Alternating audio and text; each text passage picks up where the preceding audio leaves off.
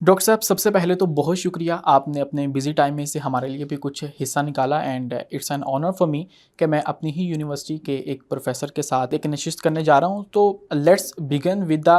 Second round of talks that are about to happen in Pakistan once again. اور سب سے پہلا جو سوال ہے وہ میں یہ کرنا چاہوں گا یا میں اس کے متعلق جاننا چاہوں گا کہ پہلا جو راؤنڈ ہے وہ بھی اسلام آباد کے اندر ہوا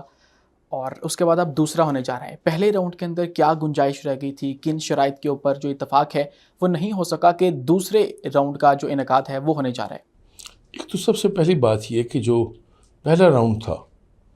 وہ 47 سال کے وقفے کے بعد، آپ دیکھیں 79 میں جب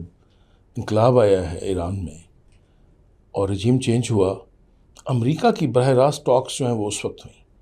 دیکھیں دو ملکوں کے درمیان جنگ جاری تھی. ابھی 1.5 ماہ سے تو باقاعدہ حملہ ہوا ایران پہ امریکہ اور اسرائیل کا. 10 ماہ پہلے جون میں بھی انہوں نے ایک حملہ کیا اور ان کی جو تنصیبات تھیں ان کو تباہ کیا. تو جنگ کے بعد اس دوران پاکستان کی جو سفارتکاری تھی اور کوششیں تھیں، ان کے نتیجے میں یہ دونوں ایک میز پہ بیٹھنے پہ تو آمادہ ہوئے. تو اتنی پرانی آپ کہہ لیں کہ جو رنجش ہے پھر وہ جو اب جنگ میں بدلی، تو میں کہتا ہوں کہ ایک ملاقات میں تو یہ امکان نہیں تھا کہ وہ ملاقات جو ہے وہ اتنی مفید ہوگی کہ اس سے کوئی ایک نتیجہ نکالا جا سکے گا. پہلی بڑی کامیابی یہی تھی کہ پاکستان کی جو یہ تجویز کہ سب سے پہلے تو فائر بندی ہو اور سیز فائر ہو، اور ہم نے اس کے لیے جو ٹائم فریم دیا وہ 2 ویکس کا تھا، اور مقصد یہ تھا کہ یہ ایک ٹیبل پہ بیٹھیں، جس میں پاکستان کامیاب رہا. وہاں یہ ہوا کہ انہوں نے کھل کے باتیں کی. جو دونوں کی ریڈ لائنز تھیں وہ انہوں نے بیان کی کہ وہ کہاں تک جا سکتے ہیں، امریکہ کتنی کنسیشنز دے سکتا ہے، ایران کی نکات پہ جو ہے ان کی بات مان سکتا ہے. تو وہ تو دونوں نے، آپ کہہ لیں جیسے ایران نے اپنے 10 نکات دیے اور آپ نے سنا کہ امریکہ نے اس سے پہلے اپنے 15 پوائنٹس وہ پیش کیے. تو میں یہ کہوں گا کہ وہ پہلا مرحلہ بھی ایک طرح سے کامیاب مرحلہ تھا. وہ یہ نہیں ہوا کہ ناکام ہوا، بلکہ میں نے اسے کہا کہ وہ تعطل کا شکار ضرور ہوا کہ، اور اب آپ نے دیکھا وہ تعطل بھی دور ہونے کو ہے، اور اب یہ امکان ہے کہ نیکسٹ ویک یہ منڈے کو یا ٹیوزڈے کو جو ہے سیکنڈ جو راؤنڈ ہے وہ اس کا آغاز ہوگا. اور جن نکات پہ کہا یہ گیا تھا اس وقت کہ 3 نکات ایسے تھے جن پہ جو ایک کنسنسس ہے وہ نہیں ڈیولپ ہو سکا تھا، تو امید ہے کہ وہ نیکسٹ ویک جب دوبارہ لیکن ڈاکٹر صاحب ایک خیال یہ بھی موجود ہے کہ ان تمام تر معاملات جو ہیں وہ طے پا چکے تھے، لیکن اینڈ ٹائم پہ جو ٹرمپ ہے انہوں نے جے ڈی وینس کو کہا کہ تم واپس آ جاؤ، اور وہ چاہتے یہ تھے کہ میں اس کا کریڈٹ خود لوں گا اور جا کر خود بذات خود اسلام آباد جاؤں گا اور اسلام آباد جا کے اس ڈیل کے اوپر سائن کروں گا. تو وہ ایک بار پھر سے اپنے آپ کو ایک نیا جو امن نوبل پرائز ہے اس کے لیے نومینیٹ کرنا چاہتے تھے، اس لیے انہوں نے یہ تمام تر جو پچھلا راؤنڈ ہے اس کو ڈیلے کروایا، جان بوجھ کر کروایا. آپ کو لگتا ہے کہ اس بات کے اندر کوئی صداقت ہے؟ دیکھیں ان ٹاکس کے بعد جو بیانات آئے، آپ نے دیکھا کہ 21 گھنٹے کی میراتھن وہ ٹاکس تھیں، اور اس کے بعد جے ڈی وینس نے اس کو کنکلیوڈ کیا صرف 4 منٹ میں، اور اس کے بعد پھر ظاہر ملک روانہ ہو گئے. تو اس سے تو یہ لگتا تھا کہ انہوں نے اپنی جو شرائط تھی وہ ایران جو ڈپلومیٹس تھے ان کی کورٹ میں ڈال دی تھی کہ وہ اس پہ جواب دیں. مجھے لگا کہ اس میں فوری طور پہ ایران نے ان باتوں کا جواب اس وقت نہیں دیا ہوگا،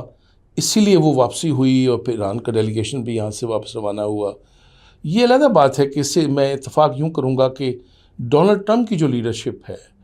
اور پھر ظاہر ہے کہ اگر یہ ٹاکس کامیاب ہوتی ہیں تو یقیناً وہ چاہیں گے کہ اس کا جو کریڈٹ ہے یا اس کا جو سر ہے وہ ان کے سر ہو. لیکن لگتا یہ ہے کہ پہلے جو دور ہوا ہے اس میں کچھ نکات ایسے تھے جن پہ ابھی مکمل اتفاق رائے نہیں ہو سکا تھا. یہ بھی ایک کانسپریسی تھیوری ہو سکتی ہے کہ ٹرمپ خود چاہتے ہوں، یہ جیسے لوگوں نے کہا رپورٹ کیا جن کو ایک ٹیلی فون کال آ گئی اور وہ بات کرتے تھے، اور اس کے بعد جو ہے میرا اپنا خیال یہ ہے کہ شاید کچھ معاملات ایسے تھے جن پہ اس وقت کنسنسس نہیں ہو پایا تھا. اس کے بعد آپ نے دیکھا ہماری ایفرٹس کہ ہمارے جو فیلڈ مارشل ہیں جنرل آصف منیر وہ ایران کے دورے پہ گئے، ہمارے پرائم منسٹر جو ہیں میاں شہباز شریف وہ ابھی واپس آئے ہیں 3 ملکوں کے دورے سے. تو اس کا مطلب یہ ہے کہ کچھ چیزیں ایسی ہیں جو ابھی حل طلب ہیں. لیکن ڈاکٹر صاحب ابھی آپ نے کہا کہ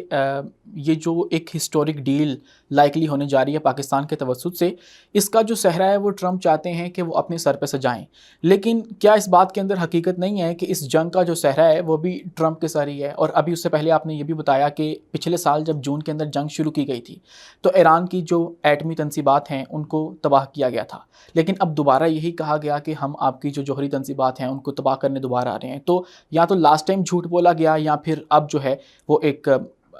صرف کھیل رچایا گیا، ایسی کوئی حقیقت نہیں تھی اس میں۔ یہ تو آپ کی بات درست ہے کہ جنگ جو ہوتی ہے نا، اس میں سب سے زیادہ جس چیز کا قتل ہوتا ہے نا،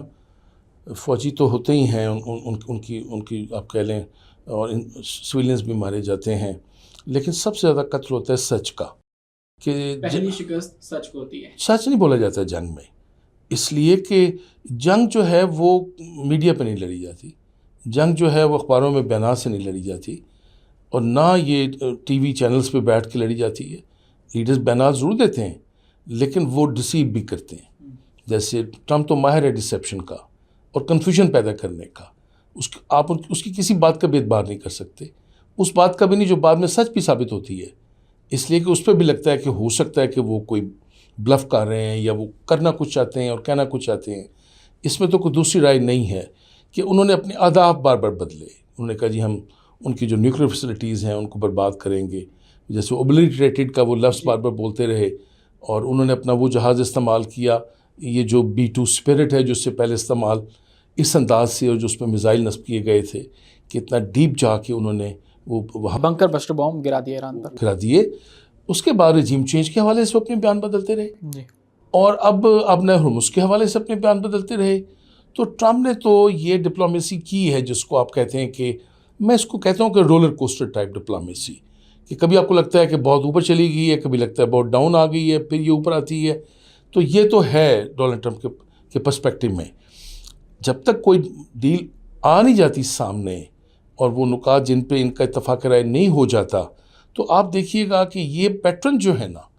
یہ چلے گا، کہ لگے گا صبح کے شاید معاملہ حل ہو گیا ہے، شام کو لگے گا کہ نہیں اب تو اب نے ہرمز کھل گئی تھی پھر بند ہو گئی ہے، پھر صبح لگے گا کہ پھر کھل گئی ہے، اور پھر ایشو بے شک 10 میں سے 1 ہوگا آپ نے ہرمز کا،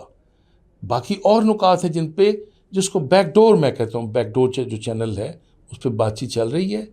اور اب دیکھیں گے کہ نیکسٹ ویک جو ہے وہ اس کا نتیجہ کیا نکلتا ہے۔ لیکن ڈاکٹر صاحب یہ جو غیر یقینی صورتحال ہے یہ تو چلتی رہے گی، اس بات پہ ہمارا اتفاق ہے، لیکن کیا آپ کو لگتا ہے کہ یہ ہو پائے گا اسلام آباد اکارڈز، جن کو نام دیا گیا ہے تاریخی ڈیل کا، ایک ایسا معاہدہ جو کہ پاکستان کے توسط سے 40 سال کے بعد ایران اور امریکہ کے درمیان ہونے جا رہا ہے، کیا یہ واقعی آپ کو ہوتا ہوا نظر آ رہا ہے اگلے ہفتے کے اندر کہ ٹرمپ اسلام آباد آئیں اور یہاں پر آ کر ایک ڈیل سائن کریں جس کے اندر ایران اور امریکہ کا ایک سیز فائر ہو جائے؟ مجھے نظر آ رہا ہے جی ہوتا ہوا، اس سے پہلے بھی ہم نے کئی پوڈ کاسٹ میں یہ بات کی ہے اور کئی ٹی وی چینلز پہ بھی یہ بات کی ہے کہ اب جو کچھ اب تک ہو چکا ہے،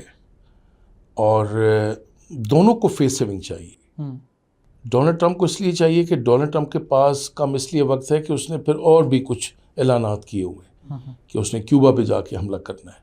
اور قبضہ کرنا ہے، پھر کبھی وہ گرین لینڈ کی بات کرتا ہے کہ اس کو اپنا حصہ بنانا ہے،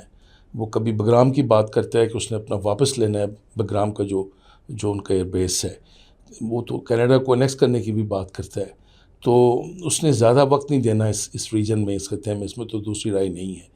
ایران بھی یہ سمجھتا ہے کہ یہاں امریکن فورسز لمبے عرصے کے لیے نہیں ہیں۔ پھر دوسرا ایران کا جو نقصان ہو چکا ہے جون میں، جو آج سے 10 ماہ پہلے، پھر مجھے بتائیں کہ ایک ہی دن نہیں بلکہ میں کہوں گا 1 منٹ بھی نہیں بلکہ میں کہوں گا پہلے 40 سیکنڈز میں آپ نے دیکھا کہ ایران کی تمام جو اعلیٰ قیادت تھی، ان کے جو رہبر اعلیٰ تھے آیت اللہ خامنئی، ان کی شہادت ہوئی، ان کے ساتھ 42 لوگ اور تھے جن کی شہادت ہوئی۔ اس سے پہلے ایران کی جتنی فورسز ہیں، ان کے ایئر چیف، ان کے نیول چیف،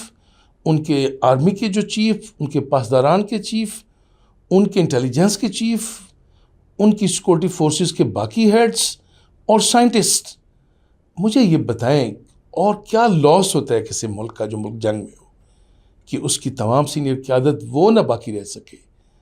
تو مجھے لگتا پھر دوسرا 17,000 ہیں ایسے اہداف جس پہ امریکہ اور اسرائیل نے بمباری کی ہے. اور اب وہ دھمکی کیا دے رہے تھے کہ وہ ان کے جو پاور جنریشن کے جو وہ سینٹرز ہیں وہ ان کو بھی بمباری سے اڑا دیں گے.